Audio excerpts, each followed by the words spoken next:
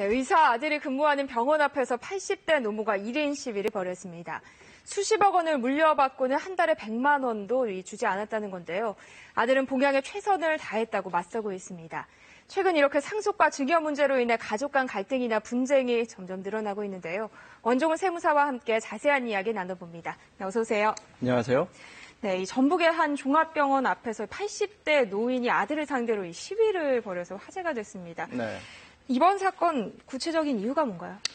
결국 상속 재산의 분할과 관련되어 있는 문제인 것 같습니다. 네. 이 80대 노모가 본인과 남편이 평생을 거쳐서 모았던 재산을 이 자식과 손자가 가로챘다라는 건데요. 네. 그리고 이제 봉양의 대가로 이제 고작 월 90만 원 정도를 준다라고 이렇게 주장하면서 시위를 하는 건데 결국 최종적으로 보면 상속 재산의 분할과 관련된 문제인 걸로 보입니다. 네. 노모는 아들에게 수십억 원을 물려줬지만 노모의 주장이긴 합니다만 네. 아들은 월 90만 원 정도만 보내왔다라고 주장을 하고 있습니다. 네. 이번 분쟁의 가장 큰 원인은 뭘까요? 일단은 이 상속 재산을 분할하는 데 있어서 가장 큰 이유 중에 하나가 가족 간의 합의가 제대로 이루어지지 않았다라는 생각이 듭니다. 네. 기본적으로 상속이 일어나게 되면 망자의 모든 재산은 이 상속인의 이 고유 재산이 됩니다. 그리고 이제 6개월간의 이제 상속인들 간의 상속 재산을 나눠 갖는 각서를 작성하게 되는데요. 이게 이제 보통 이제 협의 분할이라고 합니다. 네. 이 협의 분할은 어떻게 정해도 아무런 상관이 없습니다. 그러니까 뭐 첫째한테 다 줘라, 아니면 어머니한테 다 줘라, 아니면 절반만 누구 줘라라고 다 자유롭게 지정할 수가 있는데 문제는 상속인들 간의 만장일치가 이루어져야만 되거든요. 네. 그러니까 결국은 가족 간의 이 합의가 제대로 이루어지지 않은 게 가장 큰 이유인 걸로 보여집니다. 네, 그런데 아들의 주장은 좀 다르더라고요. 네. 가족 전원이 이제 동의를 해줬고 그래서 네. 증여세도 모두 냈고 오히려 빚까지 물려받았다 이렇게 주장하고 있어요. 네, 사실 이게 약간 좀 차이가 있는데요. 네. 상속이나 증여는 그 특성상 재산이 무상으로 이전된다라는 면에서는 동일합니다만 그 명의가 이전하는 절차는 사실 조금 다릅니다. 상속 같은 경우에는 피상속인의 사망을 원인으로 재산도 이전이 되고 그리고 부채도 자연 승계되도록 되어 있습니다. 네. 이 재산과 부채를 거를 수가 없는 거죠. 그런데 증여는 계약에 의해서 재산이 넘어가도록 되어 있어요. 이 계약에 넘어가는 과정에서 증여하는 부동산에 담보된 채무를 끼워서 같이 증여할 수가 있습니다. 그러니까 증여 계약에 의하면 부채도 넘길 수가 있다라는 건데, 근데 제가 지금까지 증여를 하면서 이 재산보다도 부채 규모가 큰 경우를 네. 단 한 차례도 본 적이 없습니다. 그러면 증여를 이제 안 받겠다 이렇게 할 수도 있겠죠. 물론입니다. 이건 계약이기 때문에 당사자들 간에 어떻게 계약을 작성하는지 여부에 따라 다릅니다. 마치 우리가 부동산도 매도자와 매수자 간에 그 합의된 그 의견들을 이제 계약서에 작성하는 것과 똑같이 네. 증여도 증여자의 의사와 수증자의 의사가 합치된 게 계약서에 담겨야만 이루어지는 거거든요. 네. 이 아들이 노모에게 보냈다는 돈이 한 달에 90만 원 정도입니다. 네. 수십억 원을 받았다고 하면 네. 저희 생각에는 좀 너무한 거 아닌가라는 생각도 드는데요. 네, 충분히 이해가 가는 부분입니다. 네. 그런데 법적으로는 그게 의무사항은 아니에요. 아까도 말씀드린 것처럼 이 증여 계약에 의하면 증여자와 이 수증자가 합치된 의견으로 이 계약서를 작성을 하게 되면 그게 그대로 유효하도록 돼 있기 때문에 뭐 90만 원이다, 뭐 100만 원이다 이런 부분들에 대해서는 증여하는 데 있어서 의무사항은 아니다라고 보시면 될 것 같아요. 그렇다면 이런 분쟁을 미리 좀 막기 위해선 사전에 자식과 구체적인 액수를 계약서에 적거나 이래야 되나요? 참 안타깝습니다. 우리가 이제 그 효도를 하는 데 있어서 그 내용을 각서에다 담는다는 것 자체가 좀 우습기는 한데 네. 가능은 합니다. 아까도 말씀드린 것처럼 증여도 결국 계약서이기 때문에 증여자가 증여에 대한 의사표현을 하고 수증자가 그거를 허락하게 되면 증여 이 계약이 성립이 되는데 네. 우리가 부동산에도 특약이란 걸 넣을 수 있잖아요. 그래서 증여 계획에도 특약을 넣을 수가 있습니다. 심지어 저는 이런 경우도 봤어요. 뭐 이를테면 한 달에 한 번씩은 우리 집에 놀러 와라라는 조건들을 증여 계약서에 네. 담기도 합니다. 다만 그러면 만약에 이 증여 계약에 의해서 명의가 옮겨졌을 적에 네. 만약에 그대로 약속을 이행하지 않았을 때 그게 무효가 되겠느냐? 중요한 건 이게 당연 무효 사유는 아니라는 거예요. 그래서 만약에 그거를 증여를 무효 처리를 하기 위해서는 결국 소송을 거쳐서 무효 확인 소송을 거쳐야만 소유권을 다시 반환받을 수 있기 때문에 쉬운 일은 아니죠. 네. 경찰 조사 결과 무혐의 결론을 내리기는 했지만 이제 노모는 시위를 계속하겠다라고 밝히고 있고 또 한 번 증여했던 재산이지만 다시 돌려달라라고 주장을 하고 있습니다. 네. 이게 가능할까요? 사실 녹록하지는 않을 것 같아요. 네. 우리 법에 의하면 우리가 증여를 하고 3개월 내일 경우에는 원 증여는 무효로 처리를 하도록 돼 있고 네. 증여세 부과 대상에서도 빠지게 됩니다. 3개월이 경과가 되게 되면 증여세는 다시 부과되도록 돼 있어요. 물론 취득세도 한 번 더 내야 되고요. 그런데 이 케이스에서는 증여 취소 자체가 불가능한 이유가 증여를 했던 당사자가 사망을 했거든요. 그러다 네. 보니까 증여 자체를 무효 처리하는 건 좀 어려움이 있을 걸로 보여집니다. 네, 그렇군요. 네, 이처럼 최근 상속과 관련해서 부모 자식 간의 분쟁이 늘어나고 있습니다.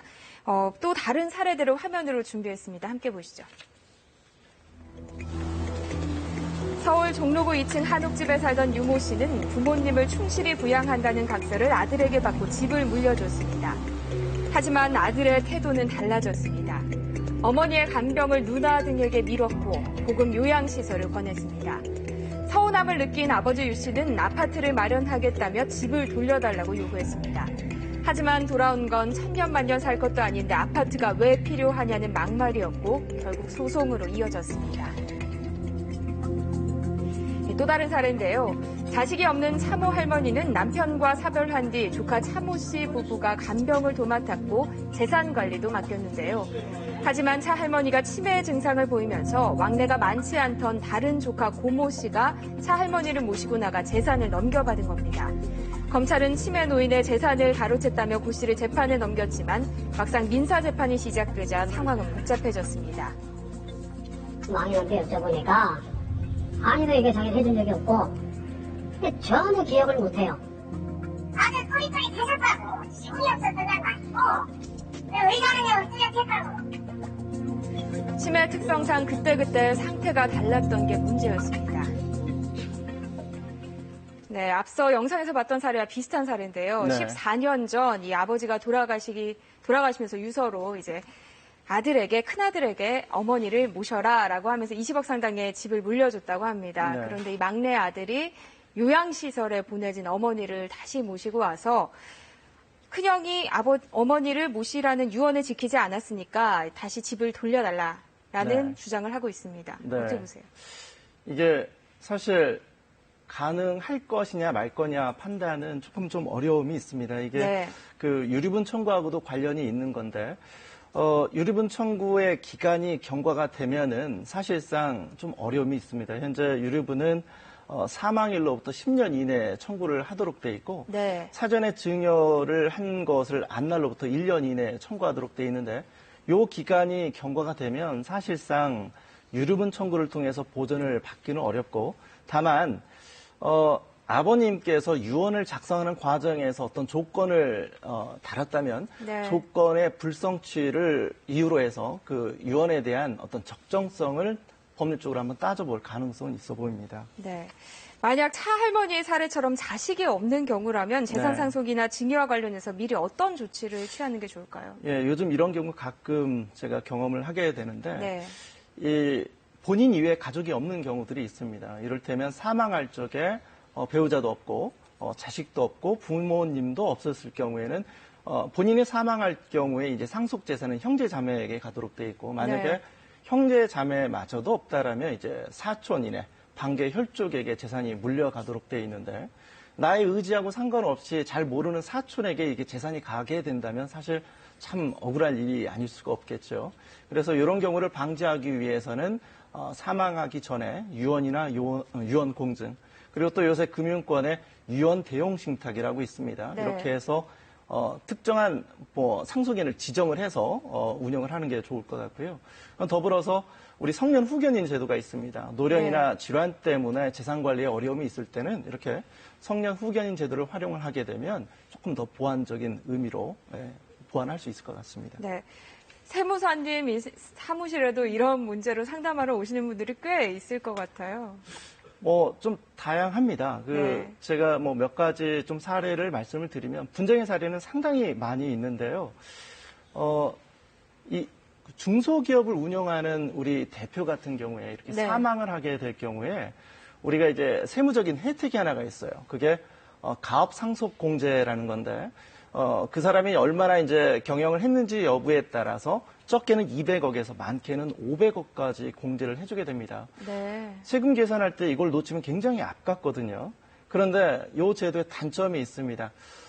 이 가압상속공제를 받기 위해서는 상속인 중에 딱 한 명을 가압승계를 받는 사람 한 명을 지정을 해야 되거든요. 네. 그러다 보니까 결국 가압이라는 것 자체가 재산과 관련이 있는 건데, 그렇죠. 그러다 보니까 이제 형제들 간에 좀 분쟁의 여지가 있을 수가 있고요.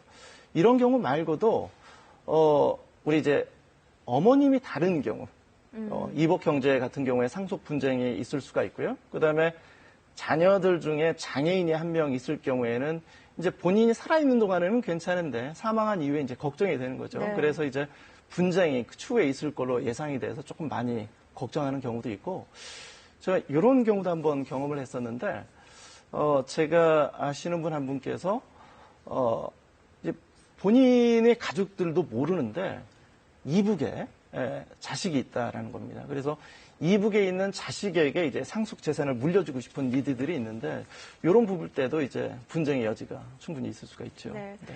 부모님 입장에서는 사후에 이 자식들이 재산 때문에 이렇게 또 다툼이 있다고 하면 얼마나 또 속상하시겠어요. 맞습니다. 이런 분쟁을 막기 위해서 미리 어떤 준비를 해놔야 할까요? 일단은 가장 중요한 거는 아무리 본인이 예쁜 자식이 있고 네. 실질적으로 정이 가는 자식이 분명히 있을 수 있습니다. 하지만 현재 우리나라 법은 망자의 상속 재산의 분할 의지보다도 이 남아있는 상속인에 대한 상속 권리를 더 강하게 인정을 하고 있어요. 그러다 보니까 결국은 가장 중요한 게 가족 간의 합의이기 때문에 가족 간의 얘기를 좀 많이 해서 정서적으로 조금 교감을 나눌 필요가 있을 것 같고요. 법률적으로 조금 보존을 한다라면 사전 증여를 하는 것도 하나의 방법입니다. 현재 세법상으로는 상속세 계산이 10년 단위로 끊어서 하도록 되어 있고, 10년 전에 증여한 부분들은 상속재산에 합산하지 않도록 되어 있거든요. 그리고 상속재산의 분할과 관련돼서 문제가 있을 경우를 대비해서 유언이나 유증, 그리고 아까 말씀드렸던 유언 대용 신탁을 통해서 상속인을 특별히 지정함으로 해서 조금은 그 분쟁을 줄일 수 있을 걸로 보여집니다. 네. 사전 증여라고 하면 미리 사전에 자녀들에게 나눠서 재산을 이제 분배해 주는 거죠. 그렇습니다.